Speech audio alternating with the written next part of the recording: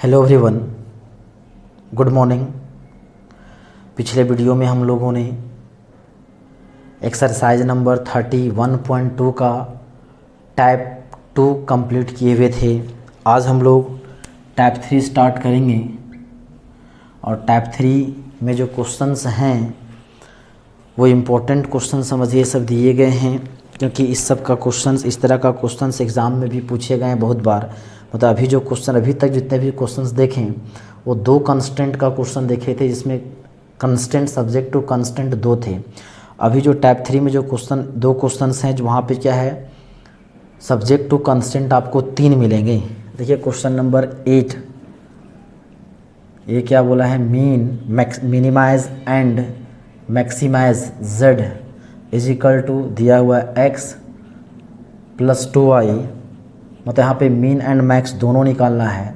यह है x plus 2y greater than और इक्वल टू 100, फिर है 2x minus y less than और इक्वल टू 0, फिर है 2x plus y less than और equal to 200 and x and y greater than equal to 0। Min and max z बोल दिया x plus 2y, constant है x plus 2y greater than equal to 100, 2x minus y less than और equal to 0, फिर 2x plus y less than और equal to 200। x and y दोनों क्या है positive. अब देखिए जो तीन कंस्टेंट के जो क्वेश्चंस है वो इम्पोर्टेंट के साथ साथ आपको थोड़ा सा ये लॉन्ग भी है, क्योंकि यहाँ पे जो है कंस्टेंट 3 हो गए हैं तो आपको 3 लाइन ड्रॉ करने हैं। तीनों के लिए आपको जो है तीनों लाइन इक्वेशन के पॉइंट, अब तीनों के लिए हमको पॉइंट चाहिए। फिर कहीं इंटरसेक्शन पॉइंट्स आ गया तो इंटरसेक्शन पॉइंट्स को निकालना है। जेड का वैल्यू निकालिएगा तो वहाँ पे एक पॉइंट बढ़ जाएगा। तो इस तरह से थोड़ा सा क्वेश्चन ये लॉन्ग होगा, लेकिन आसान प्रोसेस बिल्कुल वही है। सबसे पहला काम हम लोग क्या करते थे, ये क्या दिया है जी, ऑब्जेक्टिव फंक्शन, और ये तीनों क्या है कंस्टेंट, और ये क्या है non negative restriction, non negative condition. तो सबसे पहला काम है कि कॉरस्पॉन्डिंग क्या चीज़ लिखना जी, इक्वेशंस।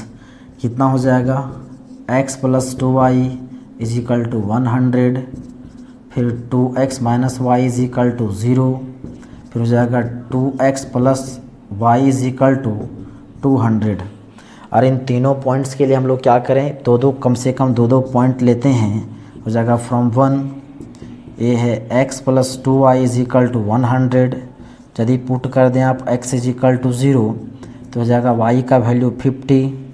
तो यहाँ से एक पॉइंट आपका हो गया कितना 050। यदि यहाँ ले लें, यदि पुट कर दें फिर से y is equal to 0, Y का वैल्यू 0 लेंगे तो x का वैल्यू कितना हो जाएगा जी 100। तो देयरफॉर यहाँ से जो पॉइंट हो जाएगा 100,0। अब लेते हैं फ्रॉम 2, तो 2 कितना है 2x minus Y is equal to 0। देखिए जो इक्वेशन को देख के भी आप बता सकते हैं इससे बनने वाला लाइन ओरिजिन से पास करेगा, क्योंकि यहाँ पे कांस्टेंट टर्म क्या है 0। यदि आप पुट कर दें x इज इक्वल टू 0 तो y इज इक्वल टू 0, तो यहाँ से एक पॉइंट हो जाएगा कितना 0 0। एंड फिर से पुट कर दीजिए y बराबर 0 लीजिएगा तो अगेन x बराबर 0 हो जाएगा, पॉइंट फिर से 0 0 हो जाएगा और दोनों पॉइंट सेम हो जाएंगे। और हमें चाहिए दो अलग अलग पॉइंट, तो यहाँ से फिर से क्या पुट करते हैं जी, क्या पुट कर दें, y इज इक्वल टू 1 ले सकते हैं, हाँ ले सकते हैं, 2 3 कुछ भी ले सकते हैं, सही है बिल्कुल सही है। लेकिन आज हम लोग 1 और 2 नहीं लेंगे। किस लिए इसलिए नहीं लेंगे, क्योंकि देखिए यहाँ तक का पॉइंट गया 100, इधर है 50, और हम लोग जो ग्राफ बनाएंगे तो वहाँ जो 100 तक है तो डिफरेंस तो अब जो है यूनिट लेंगे 1 2 3 4 का लेंगे नहीं, बड़ा लेंगे, नहीं तो हम लोग का ग्राफ पेपर छोटा हो जाएगा। और वहाँ यदि आप यूनिट लीजिएगा 20 का, आ तो 10 का, आ तो 50 का, जो भी लीजिएगा, अब तो उसमें 1 2 को ढूंढना थोड़ा सा परेशानी का बात है। तो वहाँ आपको जो 1 2 को हम लोग खोज नहीं सकते, खोज तो सकते हैं लेकिन बहुत परेशानी होगा। तब जान रहे हैं कि उसमें परेशानी होगा तो ऐसा पॉइंट फिर क्यों लें। तो इसलिए हम लोग क्या कर रहे हैं 1 2 पॉइंट जो है नहीं पुट करेंगे। दूसरा ले लेते हैं, पुट कर देते हैं y इज इक्वल टू 100, तो x का वैल्यू कितना हो जाएगा जी 50।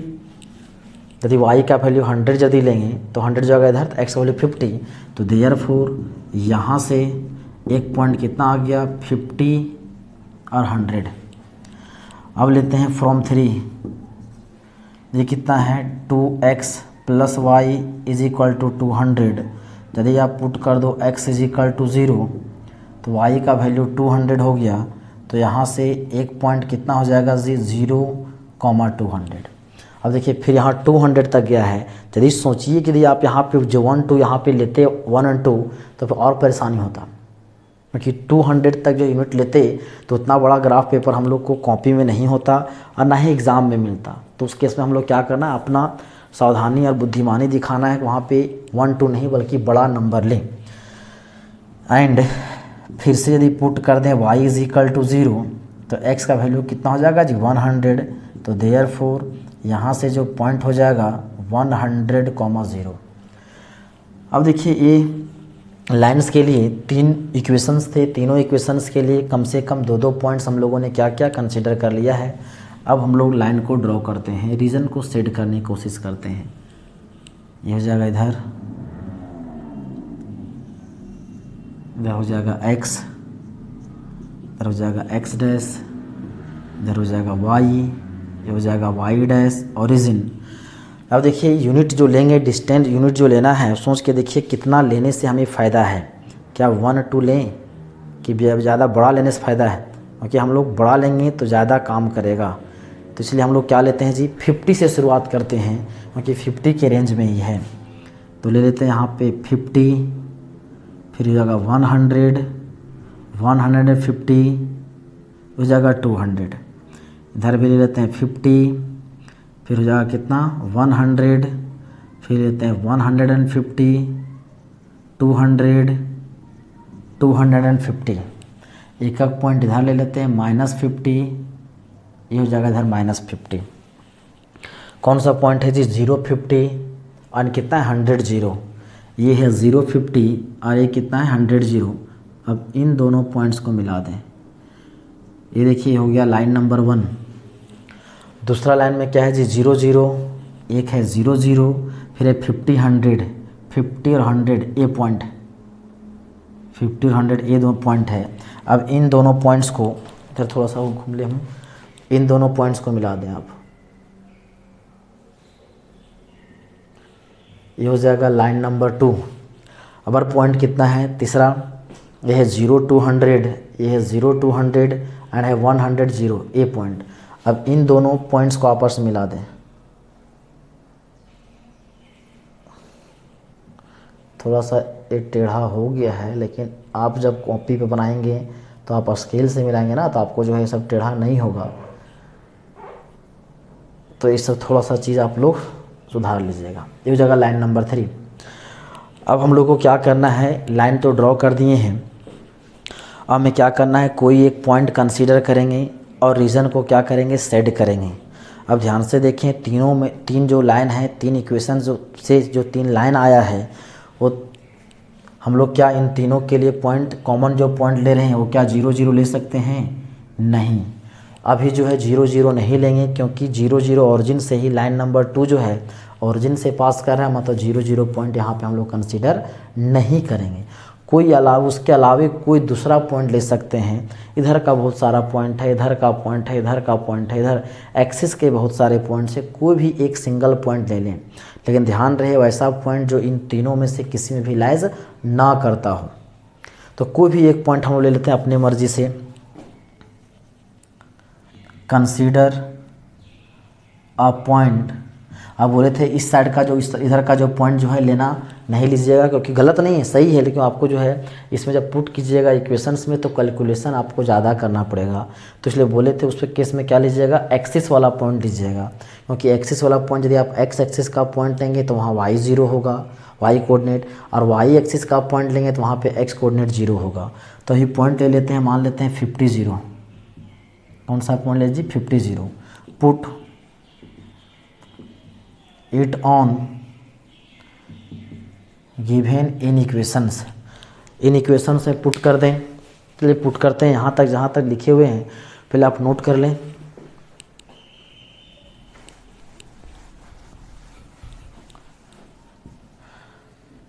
इसको आप मिटा दें, चलिए कोई बात नहीं, बाद में मिटाएंगे।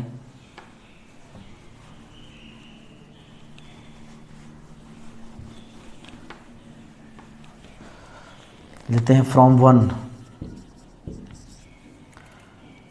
0 0 लेंगे तो कितना है x plus 2y greater than और equal to 100, 0 plus 0 greater than और इक्वल टू 100, 0 ग्रेटर देन और इक्वल टू 100। ये क्या हो गया? फॉल्स। यदि लेंगे फ्रॉम टू, तो फ्रॉम टू कितना है जी? देखिए 2x minus y less than और इक्वल टू 0, 0 0 नहीं लिए हैं, कितना लिए? 50 0।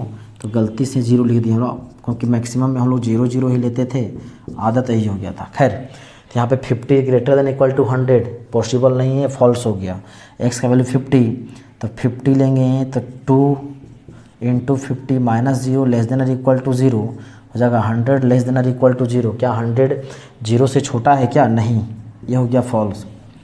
यदि आप लोगे फ्रॉम 3, ये है 2x plus y less than और equal to 200, 2 into 50 plus 0 less than और इक्वल टू 200, तो हो जाएगा 100 लेस देन और इक्वल टू 200। ट्रू की फॉल्स? 100 इज लेस देन और इक्वल टू 200, ये क्या हो गया जी? ट्रू। अब ध्यान दें, हम लोग पॉइंट कौन सा लिए थे? पॉइंट लिए हैं 50 0 लिए हुए हैं, पॉइंट हमने ए पॉइंट लिया है। लाइन नंबर 1 और 2 के लिए क्या आया? फॉल्स।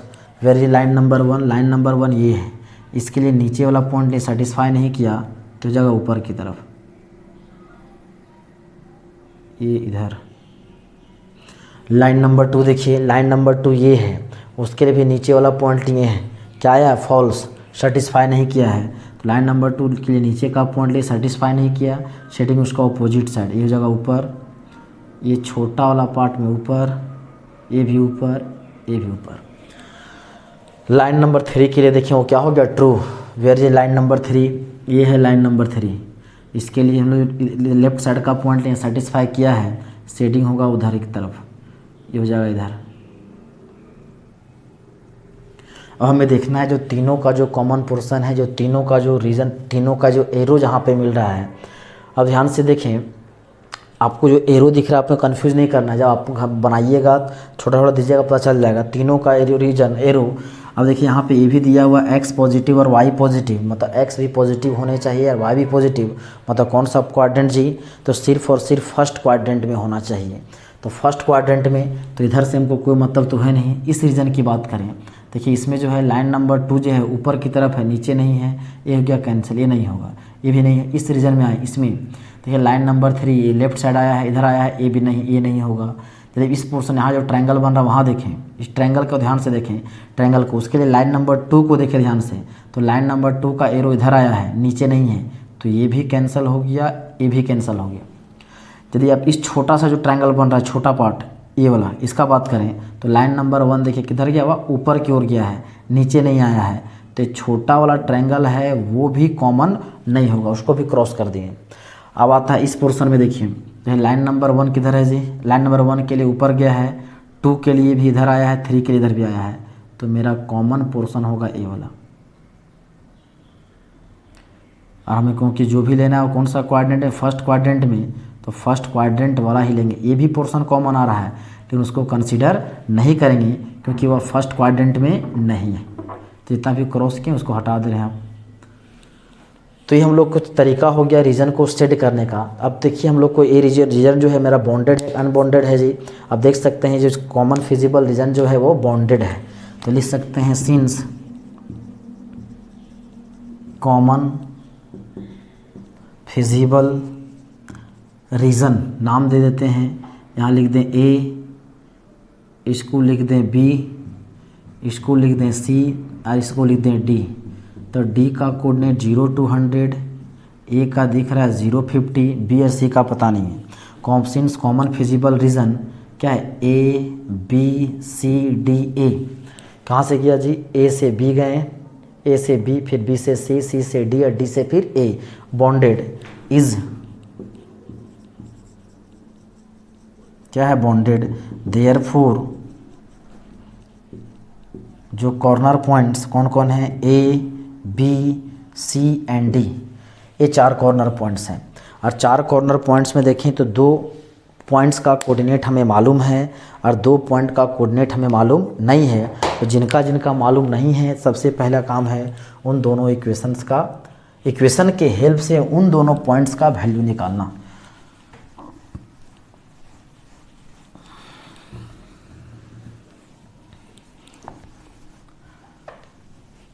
तो इक्वेशन क्या क्या था जी? ये इक्वेशन था ना, इसी इक्वेशन में सुधार कर देते हैं। इक्वेशन तो यही सब था, ये था 1, ये था 2 और ये था 3। अब लेते हैं 4, लाइन नंबर 4 कौन सा पॉइंट जी? 4 लेते हैं B, 4B।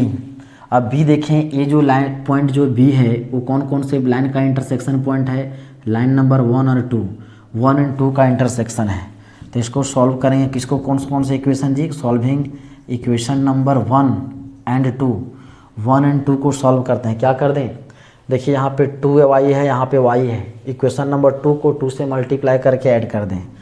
1 plus equation number 2 into 2 तो जाएगा x plus 2y is equal to 100, 4x minus 2y is equal to 0, ये कट जाएगा, हो जाएगा 5x इज इक्वल टू 100, तो x is equal to 20, x का वैल्यू आ गया 20।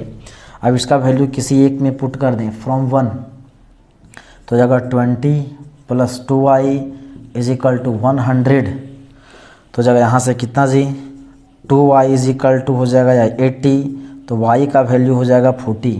तो देयरफॉर यहाँ से जो पॉइंट आ जाएगा 0, 40, मतलब b का जो कोऑर्डिनेट आ गया कितना? 20, 40, 0, 40 बोलते हैं 20, 40। तो यहाँ का जो कोऑर्डिनेट आ गया 20 और फिर कितना हो गया 40, 20, 40। और फिर से वेरीफाई कर लें, 2 से मल्टीप्लाई किए 4x, फिर माइनस 2y 0, यहाँ से कट जाएगा, हो जाएगा 5x, तो x का वैल्यू 20, 25 100, 20 प्लस 2y 100 हो जाएगा 80, हो जाएगा 40। सही है। अब कौन सा लेंगे जी? c के लिए 4c। अब देखिए c जो पॉइंट है वो कौन कौन सा लाइन का इंटरसेक्शन है? तो इंटरसेक्शन है लाइन नंबर 2 और ये है लाइन नंबर 3। लाइन नंबर 2 और 3 का इंटरसेक्शन पॉइंट कौन सा है? c। तो सॉल्व करते हैं 2 एंड 3 को, सॉल्विंग इक्वेशन नंबर 2 एंड 3। तो 2 एंड 3 सिंपल दोनों को क्या कर दें? ऐड कर दें, क्योंकि y का कोफिशिएंट 1 है और दोनों अपोजिट है, साइन चेंज है। तो क्या करते हैं? Equation number 2 plus 3, 2x minus Y is equal to 0, 2x plus Y is equal to 200, यहाँ से कट गया, तो 4x इज इक्वल टू 200, तो x का वैल्यू 50। x का वैल्यू 50 किसी एक में पुट कर दें। यदि ले लेते हैं फ्रॉम 3, ये x का value 52 into 50 plus Y is equal to 200, तो 100 plus Y is equal to 200, therefore y is equal to 100। Therefore यहाँ से पॉइंट हम लोग को मिल गया, पॉइंट कितना हो जाएगा जी? 50, 100। तो देयरफॉर सी का जो कोऑर्डिनेट हो गया 50, 100। यहाँ हम लोग को मिल गया 50 और एंड कितना जी? 100। तो जितने जो कॉर्नर पॉइंट्स थे, 4 कॉर्नर पॉइंट्स, इन चारों कॉर्नर पॉइंट्स का हमें क्या मिल गया? कोऑर्डिनेट मिल गया है। तो चलिए यहाँ तक पहले आप नोट कर लें।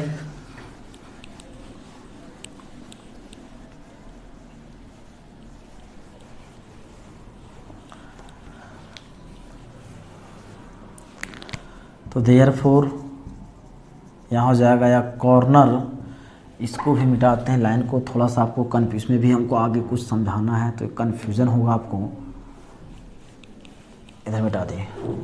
कॉर्नर पॉइंट्स हो जाएगा A 050, B 2040, C 50 और 100 एंड D ये है 0 and 200।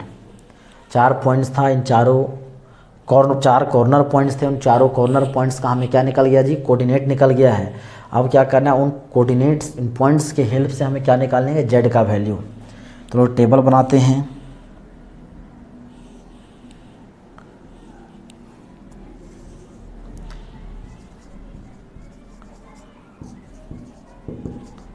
Corner points objective function, यहाँ से z कितना है x + 2y।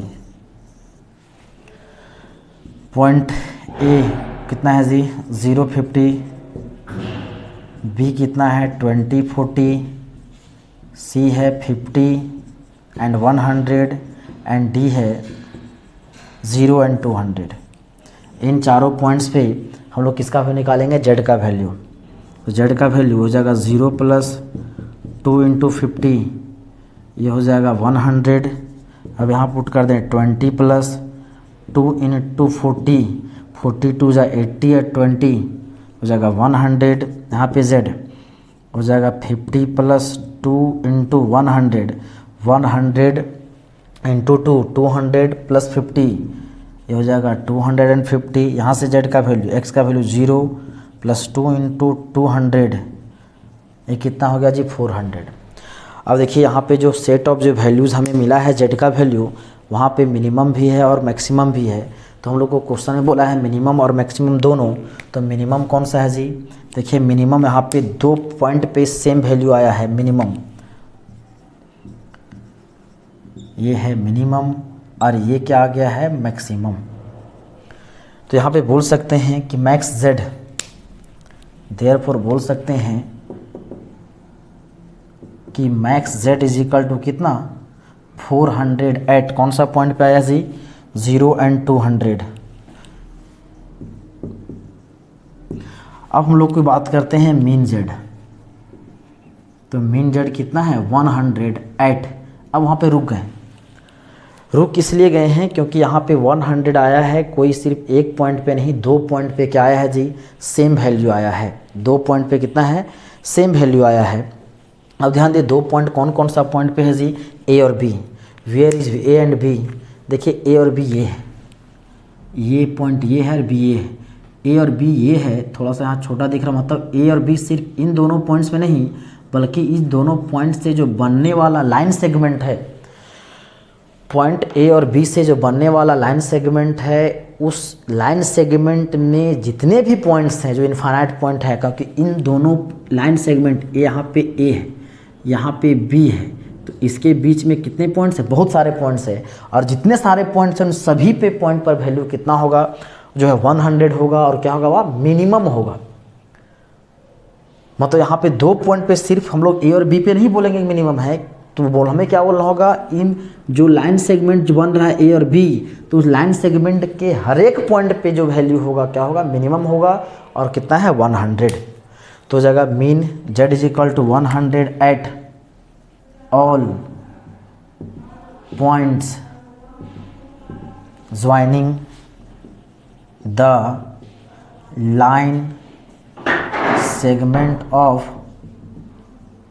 Line segment of points कितना कितना है जी ए और बी 0, 50 एंड 20, 40।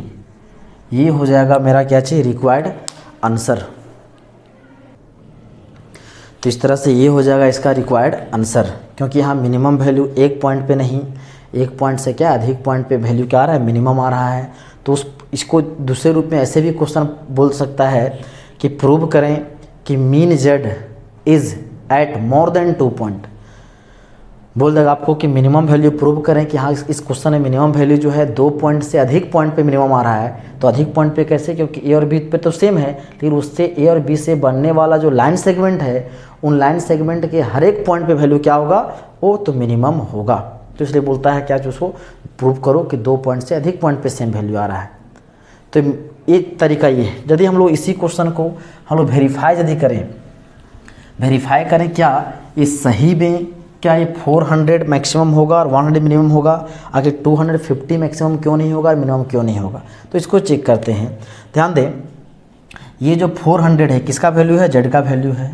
तो ये z का वैल्यू यहाँ पे पुट कर दें तो हो जाएगा यहाँ से x + 2y = कितना होगा जी 200। आंसर हम लोग को यहीं पे आ गया है। तो इसको हमको चेक करने का तरीका है आखिर ए मैक्सिमम क्यों है और मिनिमम क्यों है। तो ये 400 है तो z का वैल्यू ये 400 किसका वैल्यू है z का वैल्यू, इस z के जगह पे हम लोग 400 पुट किए। अब ध्यान से देखिए ये जो इक्वेशन आया है एक ऐसा इक्वेशन है जी लीनियर इक्वेशन, मतलब स्ट्रेट लाइन का इक्वेशन है। स्ट्रेट लाइन का इक्वेशन है, इसका लाइन तो ड्रॉ कर सकते हैं। यदि x बराबर 0 लेंगे तो y का वैल्यू कितना हो जाएगा 200, एंड यदि आप y बराबर 0 ले लेंगे तो x का वैल्यू कितना हो जाएगा 400। ये x का वैल्यू आप 0 लोगे तो y का वैल्यू 200, y का वैल्यू 0 लेंगे तो इसका वैल्यू 400, तो 0 200, देखिए 0 200 ए पॉइंट है एंड 400 0, तो 200 है, 400 0 उसके आगे कहीं होगा। जब इसका आप लाइन बनाइएगा तो ऐसे पार होगा। जब वो लाइन बनाइएगा तो ये जो लाइन बना तो क्या ये फिजिबल रीजन में एंटर किया, कॉमन फिजिबल रीजन में एंटर किया? वो कॉमन फिजिबल रीजन में एंटर नहीं किया। इंटर नहीं किया मतलब ये जो पॉइंट है उस रीजन का क्या है, मैक्सिमम पॉइंट है। यदि एक कॉमन रीजन जो लाइन जो है फिजिबल रीजन से इंटर करके पार होता, इंटरसेक्ट करके पार होता, तो ये जो वैल्यू है ना ही मैक्सिमम होता ना ही मिनिमम होता। ये सिंपल, यदि फिजिबल रीजन से इंटरसेक्ट करके पार हो जाए तो वह वैल्यू ना ही मैक्सिमम होगा ना ही मिनिमम होगा। लेकिन 400 जो है उसके लिए 400 ले करके यदि हम लोग लाइन ड्रॉ किए तो वह लाइन फिजिबल रीजन से पास नहीं किया बल्कि एक पॉइंट को कट करते हुए पास हुआ। फिजिबल रीजन में एंटर नहीं किया, बाउंड्री से पार कर गया।